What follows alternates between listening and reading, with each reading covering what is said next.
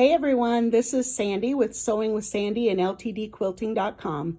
This is our next block in the Boho Heart Quilt Sew Along, and it is called Windblown.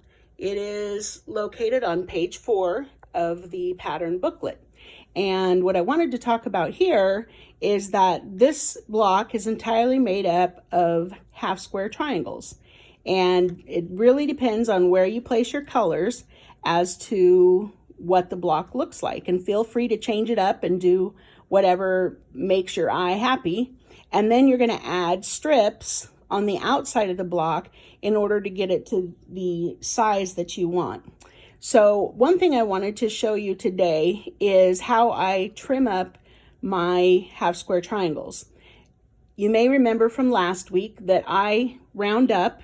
If it says 2 7/8 or 1 7/8 or 3 7/8, I round up to the next whole number. Then I cut crossways in order to make my 2 triangles to make my half square triangle blocks. When I do that, that means I have to trim every block. That's okay with me because I get the perfection that I want. And I am not wasting a lot of fabric. You'll see here, these are from the orange triangles. This is the sliver trim, all the ones that I've done so far, and I have one left.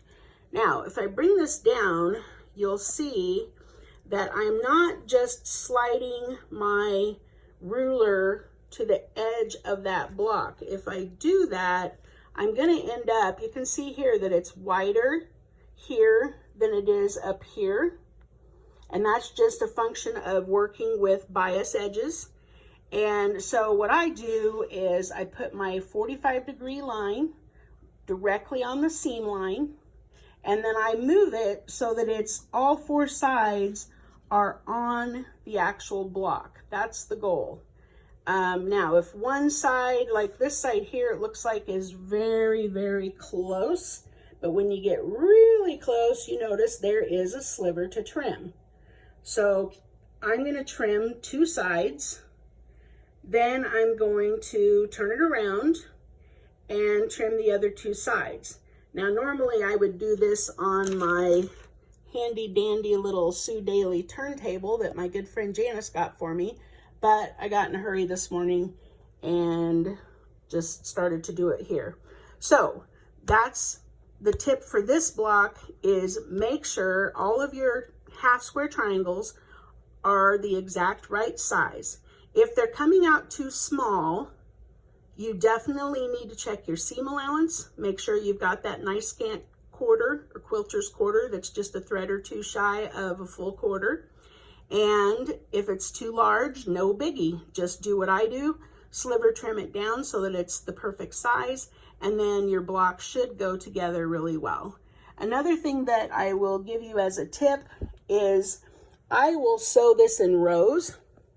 And I will press all of my seams to the right on the row 1, to the left on row 2, right on row 3, left on row 4, and those will all nest together, and I should get really nice sharp points. And again, if I don't have that 1/4 inch beyond,